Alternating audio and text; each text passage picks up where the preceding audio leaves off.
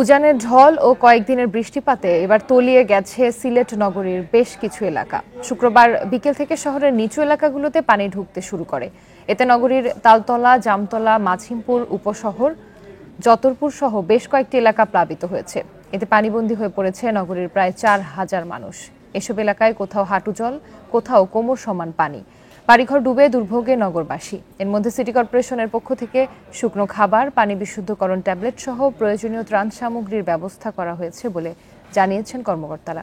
খোলা হয়েছে আশ্রয়কেন্দ্র। এদিকে সীমান্তবর্তী উপজেলাগুলো থেকে পানি নামতে শুরু করলেও এখনও 7 উপজেলায় প্রায় পানিবন্দী 6.5 লাখ মানুষ।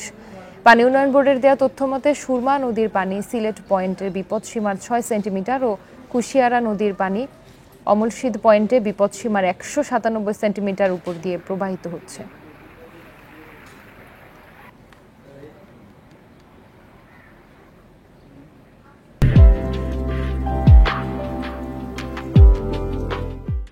আরও জানাতে সিলেট ও রংপুর থেকে যুক্ত হচ্ছেন সহকর্মীরা। শুরুতেই সিলেটের বন্যা পরিস্থিতি নিয়ে জানাতে যুক্ত হচ্ছেন সহকর্মী রানা মজুমদার।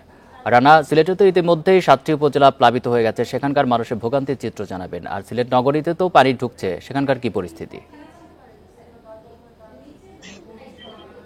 দেখুন, উপজেলা কিন্তু সিলেট করেছে এবং সিলেট নগর বেশ কয়েকটি নিচু এলাকায় কিন্তু পানি ঢুকতে শুরু করেছে। বিশেষ করে নগরীর জামতলা, তালতলা, তারপর মাসুদিগির পাড়ের কিছু অংশ, পাশাপাশি যতরপুর উপশহর, এই এলাকাগুলোতে কিন্তু আসলে পানি ঢুকতে শুরু করেছে। এবং আমরা এই মুহূর্তে রয়েছি তালতলা, যেখানে সিলেট ফায়ার সার্ভিস ও সিভিল ডিফেন্সের যে অফিসটি রয়েছে সেখানে কিন্তু আমরা রয়েছি। এবং আপনি নিশ্চয়ই আমার পেছনে দেখতে পাচ্ছেন যে এখানে এই যে অফিসটি তাদের, সেটিও কিন্তু আসলে জলমগ্ন অবস্থায় রয়েছে। এবং তারা বলছেন যে মূলত এই অফিসের পেছনেই একটি খাল রয়েছে এবং সেটি ভরাট হয়ে মূলত পানি সেই পানিটি চলে যায় নদীতে। কিন্তু মূলত সুরমার পানি বৃদ্ধিতে এই খাল উপচে পড়ে কিন্তু এই অফিসটিতে এসেও কিন্তু পানি ঢুকে পড়েছে। সেক্ষেত্রে আসলে তারা যারা এখানে কর্মরত ছিলেন তারা বলছেন যে আসলে তাদের অনেকটাই ভোগান্তি পোহাতে হচ্ছে এবং তারা তাদের যে সরঞ্জামগুলো রয়েছে সেগুলো তারা দ্রুততার সহিত তারা সরিয়ে নেওয়ার চেষ্টা করেছেন বলে তারা আমাদেরকে জানিয়েছেন। এবং একইভাবে সিলেটের অন্যান্য নগরীর যে অন্যান্য এলাকাগুলো রয়েছে সেসব এলাকাগুলোতেও কিন্তু একই রকম অবস্থা, প্রায় মানুষের বসত বাড়িতে কিন্তু পানি ঢুকে পড়েছে এবং সেই পানিগুলো বেশিরভাগ ক্ষেত্রেই হচ্ছে নালা নর্দমা এগুলোর পানি। এবং সেগুলো যারা নগরবাসী রয়েছেন তারা বলছেন যে অত্যন্ত দুর্গন্ধযুক্ত পানি এগুলো। এবং সেই দুর্গন্ধযুক্ত পানিগুলো কিন্তু যখন তাদের গায়ে লাগছে তখন তারা বলছেন যে আসলে নানা ধরনের পানিবাহিত রোগ হওয়ার কিন্তু সংখ্যা দেখা দিয়েছে এক্ষেত্রে।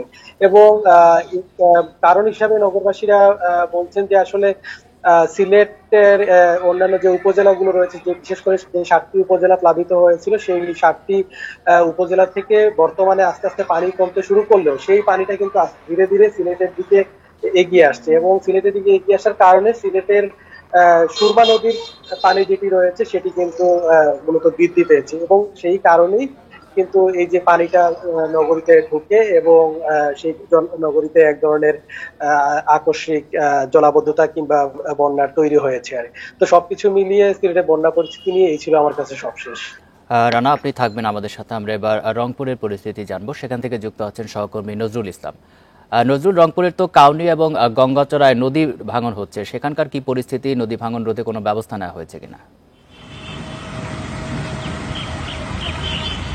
দেখুন, আসলে বন্যার পরবর্তী অর্থাৎ ঘূর্ণিঝড়ের যে পরবর্তী সময়, এই সময় কিন্তু আমরা রংপুরের বিভিন্ন জায়গাতে বৃষ্টিপাত হয়েছে।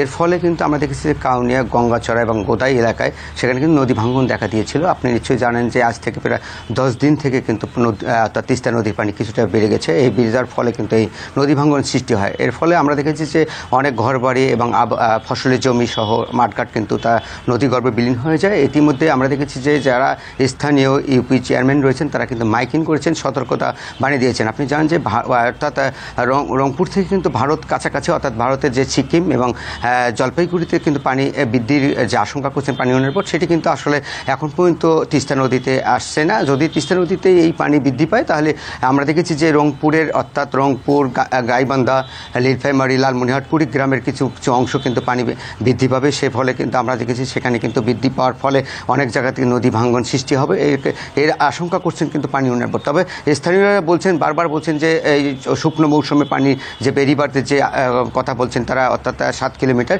সেটি যদি অর্থাৎ বেড়িবাঁধটি অর্থাৎ নির্মাণ করা হতো তাহলে তাদের এই ভোগান্তি দুর্ভোগ হতো না। যদি পানি বৃদ্ধি পায় তাহলে সেক্ষেত্রে কিন্তু আমরা দেখেছি যে তিস্তার যে কয়েকটি অংশ রয়েছে সেই অংশগুলোতে কিন্তু অর্থাৎ আস্তে আস্তে ভেঙে যাবে এবং ভেঙে যাওয়ার ফলে কিন্তু মানুষের দুর্ভোগ আরও বেড়ে যাবে। আমরা দেখেছি কয়েকদিন আগে দেখেছি যে গবাদি পশু নিয়ে অনেক লোক কিন্তু তার বিপাকে পড়ছেন। সেক্ষেত্রে আমরা দেখেছি যে ইউনিয়ন পর্যায়ে যেসব খোলা জায়গা রয়েছে সেখানে কিন্তু আমরা দেখেছি তারা রেখে দিয়েছে। তবে আমরা কয়েকজন ইউনিয়ন চেয়ারম্যানের সঙ্গে কথা বলেছি, তারা যেমনটি জানিয়েছেন যে পানি উন্নয়ন বোর্ডের সাথে বারবার তারা যোগাযোগ করা হলেও সেক্ষেত্রে পানি উন্নয়ন বোর্ড সেটি কিন্তু কোনো ব্যবস্থা করেনি। তারপরে আমরা দেখেছি যে তারা জিও বাগ ফেলে কিন্তু পানি অর্থাৎ নদী ভাঙ্গন চেষ্টা করছেন, নদী ভাঙ্গন রোধের চেষ্টা করছিলেন। সেক্ষেত্রে আমরা দেখেছি কিন্তু এখন পর্যন্ত কিন্তু সেটি কোনো ধরনের কাজ হয়নি, এটি আসলে বলছেন স্থানীয়রা। তবে অর্থাৎ ভারতের পানি যদি বৃদ্ধি পায় তা সেক্ষেত্রে আমরা দেখেছি যে তিস্তাতে পানি কিন্তু প্রবেশ করে, সেক্ষেত্রেই অর্থাৎ উত্তরের যেসব জেলাগুলো রয়েছে সেগুলো জেলাতে কিন্তু অর্থাৎ অনেক গ্রাম অঞ্চলে কিন্তু পানি প্রবেশ করে। সিলেট এবং রংপুর থেকে জানাচ্ছিলেন আমাদের সহকর্মীরা।